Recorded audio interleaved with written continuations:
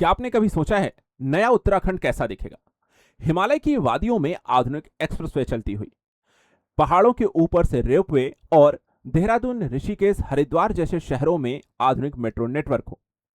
लेकिन क्या ये सपने हैं या सचमुच 2030 तक उत्तराखंड पूरी तरह बदल जाएगा?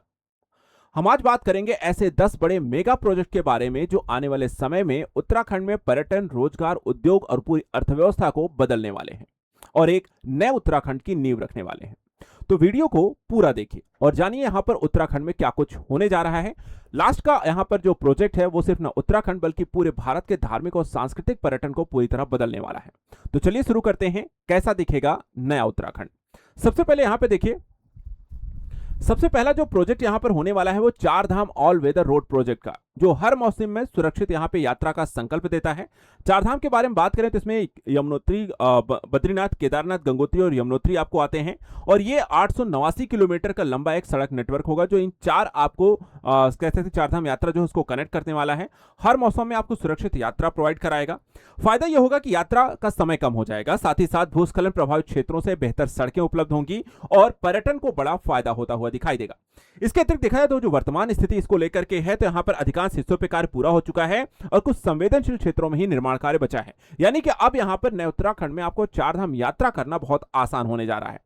दूसरा बड़ा प्रोजेक्ट यहां पे ऋषिकेश कर्णप्रयाग रेलवे लाइन होगी, जो कि देखा जाए तो सरकार के द्वारा 125 किलोमीटर लंबी रेल लाइन यहां पे बनाई जा रही है, जो उत्तराखंड के पर्वतीय क्षेत्रों में पहली बार रेलवे परियोजनाओं को विकसित होते हुए देखेंगे।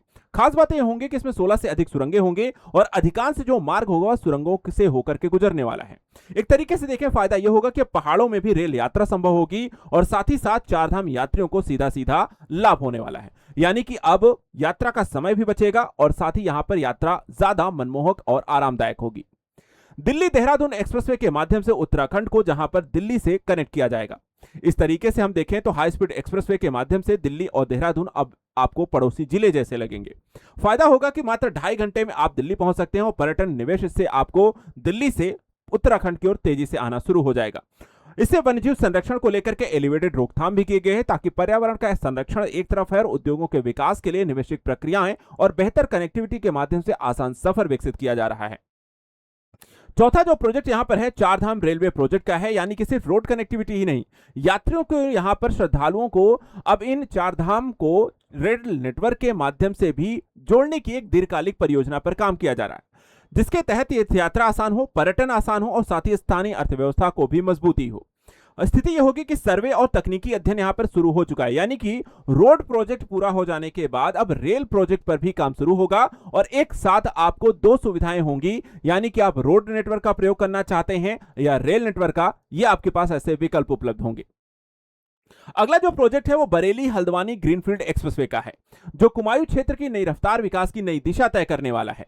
इसके तहत देखा जाए तो कुमायूं के लिए जहां एक तरफ नई कनेक्टिविटी ये देता है, वहीं फायदा ये भी है कि अब कुमायूं क्षेत्र को दिल्ली एनसीआर से कनेक्ट कर रहे हैं, जिसके कारण अब दिल्ली एनसीआर से अगर आपको नैनीताल और हल्द्वानी की तरफ किसी को पर्यटकों को आना हो तो यात्रा आसान हो जाएगी, संख्या तेजी से बढ़ेगी, रोजगार और उद्योगों को फायदा होगा, पर्यटन में वृद्धि होगी और कुमायूं क्षेत्र के आर्थिक गतिविधियां इससे पूरी तरह बदल जाएंगी। इसके अतिरिक्त अगर हम बात करें, अगला जो प्रोजेक्ट होने वाला है वो है शारदा कॉरिडोर का।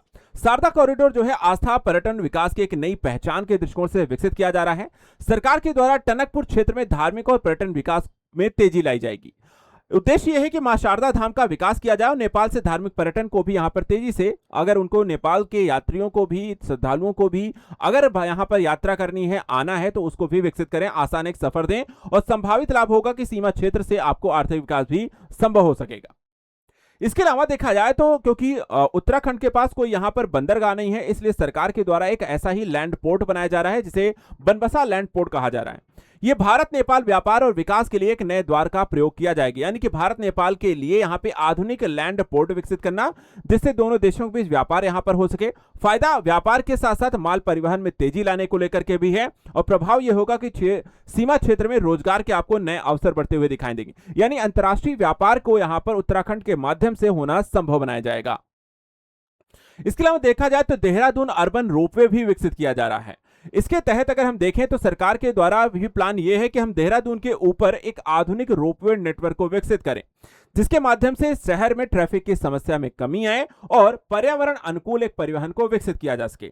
सरकार चाहती है कि देश के बड़े यहां पे रोपवे प्रोजेक्ट के तहत देहरादून को भी यहां पे देहरादून अर्बन रोपवे प्रोजेक्ट के तहत जोड़ा जाए और एक स्मार्ट कनेक्टिविटी, ट्रैफिक जाम की समस्या और पर्यावरण अनुकूल इसे विकसित करना है। अगला प्रोजेक्ट इसमें आता है ऋषिकेश नीलकंठ रोपवे का भी है। तो एक यहां पर हम देख रहे हैं कि आपको एक तरफ देहरादून में, दूसरी तरफ ऋषिकेश में आपको नीलकंठ महादेव मंदिर तक के आसान सफर को विकसित करना है। यहां पे नीलकंठ महादेव मंदिर तक रेलवे परियोजना के माध्यम से ऋषिकेश को कनेक्ट किया जाएगा, जिससे यात्रा समय में कमी आना और श्रद्धालुओं को बेहतर सुविधा देना है। प्रभाव यह होगा कि धार्मिक पर्यटन में तेजी आएगी और यहां पर स्थानीय रोजगार, समय की बचत जैसे यहां पे अनुभव भी आपको मिलेंगे। अगला यहां पे देखिए आता है लास्ट जो प्रोजेक्ट है देहरादून हरिद्वार ऋषिकेश मेट्रो लाइट परियोजना, जिसके तहत सरकार यहां पर कई बड़े शहरों में आपको मेट्रो भी शुरू की जा रही है। एक मेट्रो नेटवर्क डेवलप किया जा रहा है, जिससे यहां पे क्षेत्रीय सार्वजनिक परिवहन व्यवस्था को मजबूत करना है। उद्देश्य है कि तीन प्रमुख शहरों को एक दूसरे से कनेक्ट भी करना है और फायदा यह होगा कि इससे ट्रैफिक दबाव कम होगा और पब्लिक यात्रियों की सुविधा तेज होगी। यानी कि कोई भी अब यहां पर देहरादून से ऋषिकेश, ऋषिकेश से हरिद्वार जाना आसान हो जाएगा, ट्रैफिक की समस्या भी नहीं होगी, पोल्यूशन की कमी आएगी। इन क्षेत्रों के इंटरकनेक्टेड रोजगार और व्यवसाय करने के लेकर के कहीं आप रोजगार कर सकते हैं तो कहीं यहां पर रहने का आवास ले सकते हैं। इससे आना जाना भी आसान हो जाएगा और शहरों पे दबाव भी कम होगा। तो नए उत्तराखंड की शुरुआत ये 10 नए मेगा प्रोजेक्ट करेंगे, जो आने वाले समय में आपको एक ऐसा उत्तराखंड देंगे जो पूरी तरीके से नई परिकल्पना को विकसित करेगा। तो आखिर कैसा है नया उत्तराखंड जो आने वाले इस प्रोजेक्ट के माध्यम से बनेगा, हमें कमेंट करके जरूर बताइए। अगर आप भी उत्तराखंड से हैं, उत्तराखंड से संबंधित यहाँ पर करंट अफेयर्स और करंट न्यूज यहाँ पर चाहते हैं तो चैनल को सब्सक्राइब करके रखें, तो लगातार हम इसको लेकर के अपडेट आपको देंगे। Thank you so much and good luck.